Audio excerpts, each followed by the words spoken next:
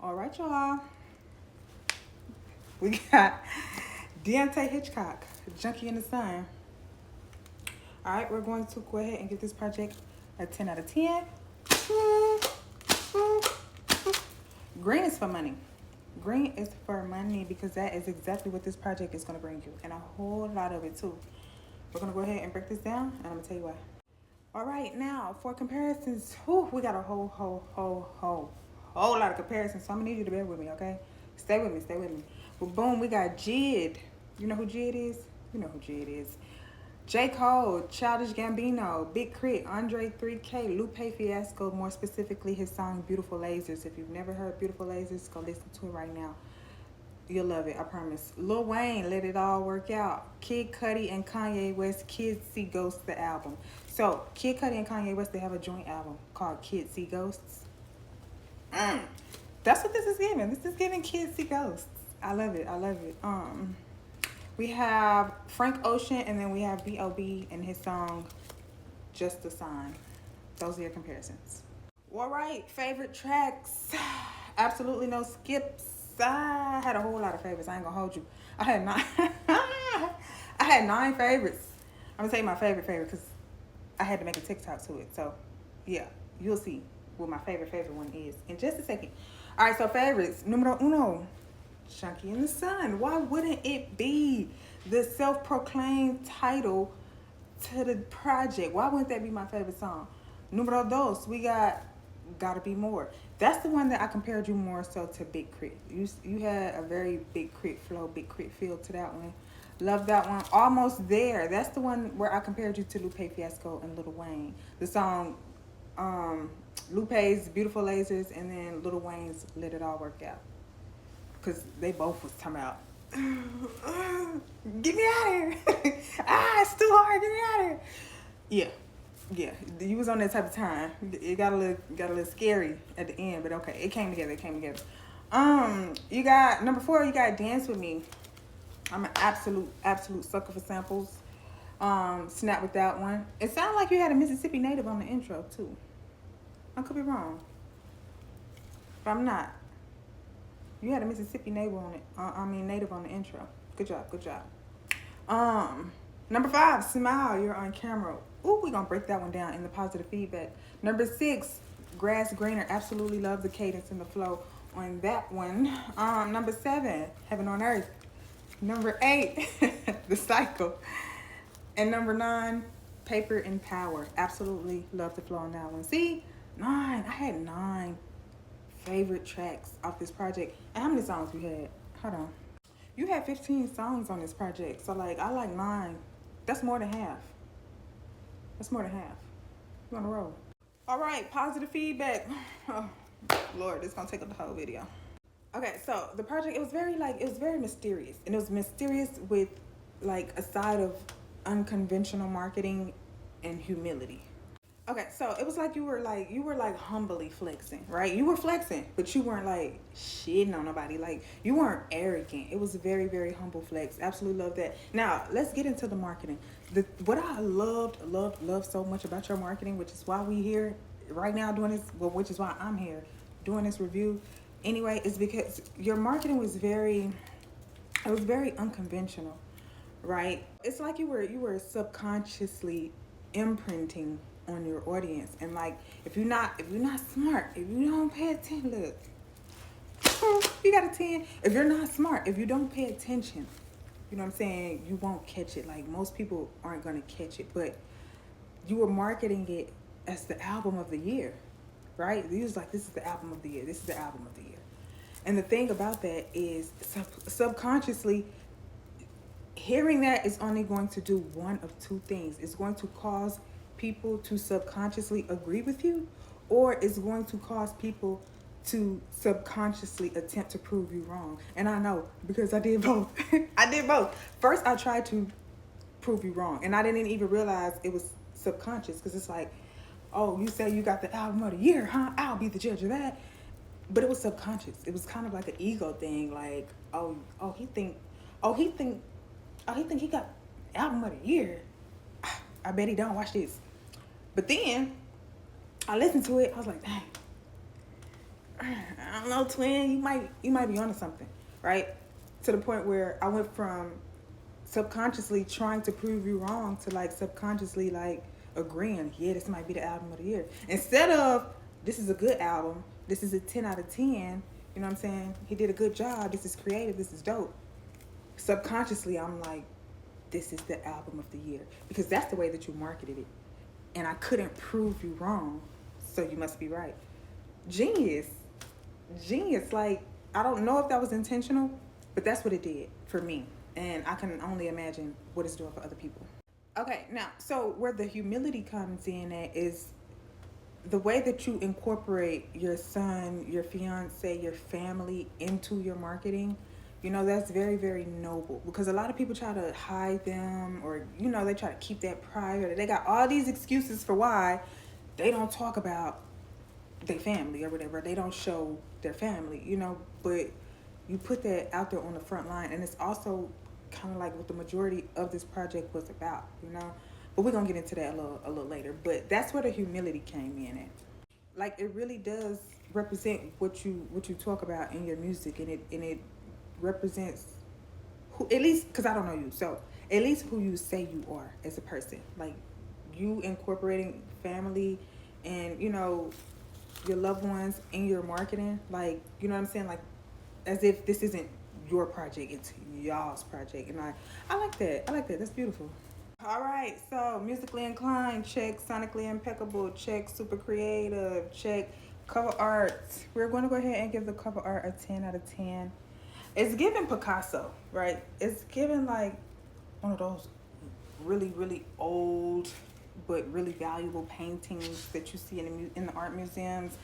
It's very aesthetically pleasing as it pertains to art, like as an artist. This is giving someone painted this, you know? And it's again on theme. You got the faces, which I presume are the junkies that are blending in with the flowers and you know getting beat on by the sun. Yeah, so 10 out of 10 for the cover art. Absolutely love the flow and the cadence on this project. It was like no two songs sounded the same. Like at any point in this project did I think I knew what was coming next or how it was going to sound. So that was refreshing. The transitions on this project were absolutely fire. It was like one long poem, you know. Just I love the way that you transition from one song to the next. Like it wasn't like a hard stop and then dun, dun, dun, to the next for the next one. It was just like it was a smooth transition, a smooth flow right on into the next track. Love that. Okay, so the project was very soothing. It was very inspirational. It was very motivational. It was very family oriented. I absolutely love the songwriting. Like impeccable, amazing songwriting. I absolutely love how you spoke on the mental, emotional, spiritual, and societal pressures of social media. Like these apps, these phones are a legit addiction. Like we always talk about drugs and alcohol and other things that we can get addicted to, but we are addicted to these phones. We're addicted to social media. We're addicted to the validation, the likes, the comments, the shares. Like this is a legit addiction, and I love how just eloquently described it and broke it down. Like it literally affects your psyche and how you just kind of move about in society. Just like it's so non-human. It's not natural. It's not natural. And like the way that you described it in the song, it was beautiful. Love that. Smile, You're on Camera. I think that was the song. And it's so crazy because I'm a photographer. So it's like you would be amazed at some of the requests that people have as it pertains to like editing their pictures and wanting to look like someone that they're not, you know? It's strange. Okay, so I absolutely love the outro on Pretty Things. I thought that was so dope. It was kind of giving like movie premiere or like a news broadcast. You know when they have all those sound bites put together and it's just like where is Spider-Man? Like that's what it was giving. It was so cute. It was so cute. I loved it. Okay, so the project, it was emotional, but it wasn't depressing. You know what I'm saying? It was kind of like, it wasn't like Rod Wave where you just want to go wall up in a corner and cry. It was kind of like Outkast, Hey Ya, when he was like, y'all don't want to, y'all don't want to hear me get, just want to dance. That's what this was giving. Like, it's very emotional, you know, and it's a lot of substance. It's a lot of depth, you know. You got love, life, relationships, family, health, dreams, aspirations, fears. And at one point, like I said, when I was giving you my favorite song, my favorite tracks, you was talking about, and even still, it wasn't depressing. It wasn't like this overwhelming feeling. Like, you know, you listen to certain songs and you start feeling like impending doom. You know, depending on like the frequency. Let's say this: the project was extremely high vibrational. Like, you know, I know Kanye West, XXX Tentacion, they talked about frequencies and the sounds that they would play. Even Janae Aiko, you know, they play certain frequencies to raise your vibration, and they play certain frequencies like the 808s to kind of lower your vibrations, you know, and have you in your root chakra shaking a tail feather. But this was very high vibrational, even though you were talking about some low vibrational things. How you did that, I don't know. It's magic. You magic. This is very mainstream, very marketable project. Not many features on here, but the ones that you did have, they carried. So if you had like 3-4 features maybe out of 15 tracks, yeah, this was an amazing project.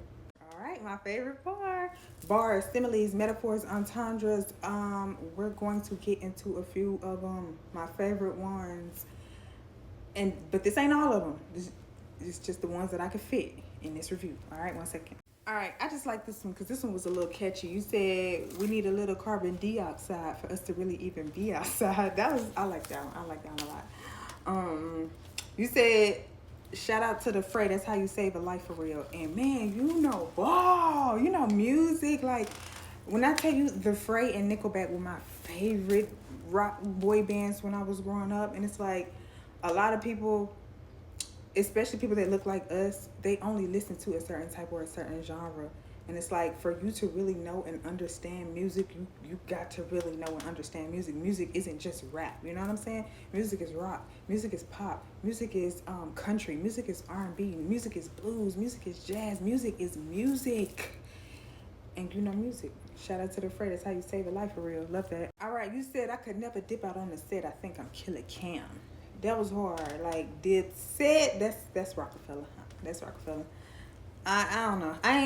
It's giving gang signs. I ain't gonna throw it up. I don't even remember what the Dipset hand signal was, but yeah, that was hard.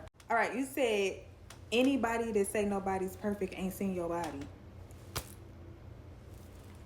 That's gonna be my next Instagram caption. My next photo, dump. When I'm in the gym looking good, working out, showing my gains, that's going to be my caption. Anybody that say nobody's perfect ain't seen your body, like, yeah, boy, you snap. All right, creative direction, 10 out of 10. I absolutely love how you had Junkie in the Sun as the first track and then Heaven on Earth as the last track, because it's kind of like, you know, polar opposites. You got, you know, Junkie in the Sun, super depressing. You got Heaven on Earth. It's very inspiring and uplifting. And also on Junkie in the Sun. On Junkie in the Sun, you were talking a lot about heaven. Like you said heaven a lot. And then boom, fast forward to the last track. The title is Heaven on Earth. Absolutely love that. And then you just kind of sandwich everything else in between. It was like the creative direction on this project, like even down to the cover art. It was just amazing. It was amazing. Good job. Okay, so I absolutely loved your perspective on Rihanna's hiatus, because we all feel the same. Like, we've been, girl, come out of retirement, please. And that also is relative to how we see some of the people closest to us, you know, some of our loved ones, and how we see them and their potential. And when we feel like they're not living up to their potential, like, that was a really, really great perspective to have. All right, so every single time I listen to the project, I ended up adding a new track to my favorites list, which is how I ended up with 9. I ended up with 9 favorite tracks out of 15. Every single time I listened, I was like, "Ooh, let me add that one. Ooh, let me add that one. Ooh, let me add that one. Ooh, let me add that one." To the point, I was just like, "Okay, calm down. Just put no skips. Just put no skips. No skips. No skips." I said that already, but I'm gonna say it again. Absolutely no skips. Replay value on 10. I'm not gonna tell you yet what my favorite track was. You're gonna have to wait till you see the TikTok. But my favorite track got drowned in the midst of all of that because I just kept adding to it. Like, yeah. But who helped you? That's what I want to know. Who helped you on this project? Because if this is all just from your brain and your brain alone, you're special. You're special. All right, constructive criticism. I'm going to be honest with you. I'm going to be honest with you, Tiante. I'm going to be honest with you, Mr. Hitchcock. I got nothing. I got absolutely nothing. I tried. I swear to God, I tried. I told you at the beginning, like subconsciously, I was trying to prove you wrong. Subconsciously, I was trying to prove that this is not the album of the year. Subconsciously, I was trying to find something. I was nitpicking. I could not. I got nothing. It just might be the album of the year. It just might be. All right, now what I will say is this is going to be a very, very, very tough act to follow. Like, this is going to be hard to top. Even with the marketing, you marketing the project as album of the year. Like, unless for the next decade you only dropping mixtapes and EPs, like, if you drop another album, how you gonna market it? You know what I'm saying? Unless you do reverse psychology and like, oh, this is the worst album of the year, prove me wrong. Like, you know what I'm saying? You kind of did your biggest one on this one, so it's like, how can you top that? How can you come for the next one? You know, like, I don't want you living in the shadows of Junkie in the Sun. You know what I'm saying? Like, a decade from now, you on a podcast trying to promote roaches in the ashtray, and then somebody bringing up Junkie in the Sun, and you're like, now you out here like Eminem on The Way I Am. Like, I'm not gonna be able to top what my name is. Like, I'm telling you, a decade from now, that's gonna be you, like, chasing a high, trying to top this, because it really is that good. It really is that dope. And again, back to the marketing. You marketed this as the album of the year. So unless your next project is going to be album of the century or album of the decade, like, because you can't do album of the year again, because it's like, you know what I'm saying, you did that already. So you gotta switch it up. You gotta elevate. You got to grow, not just with your music but with your marketing, you know. So it's like, what's next? But see, I'm thinking in the future. I don't want to stress you out because you got a 10.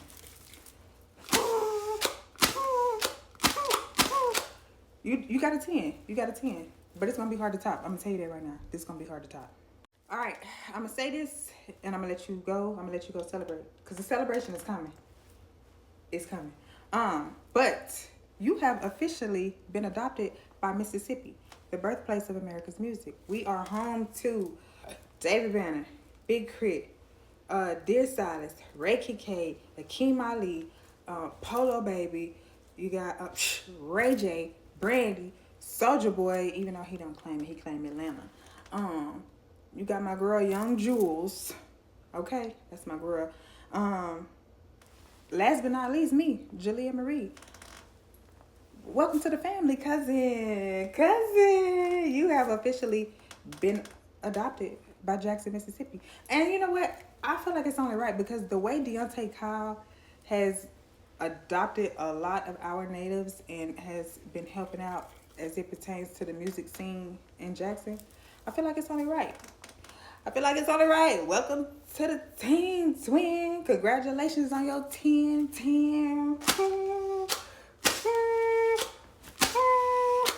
All right, so I'm going to warn you. A lot of people are going to be reaching out to you. It's going to be for, articles, magazine covers, beats. I told you I got a TikTok coming for you. Like, some people are just going to want to follow you and just going to want to check you out. So, yeah, it might be a little overwhelming at first, but I promise it's all love. It's all good vibes and pure and positive intentions. So, yeah, just be on the lookout for that. And again, congratulations. Junkie in the Sun, y'all. He got a 10 out of 10. Shout out to our Atlanta cousin, Deontay Hitchcock.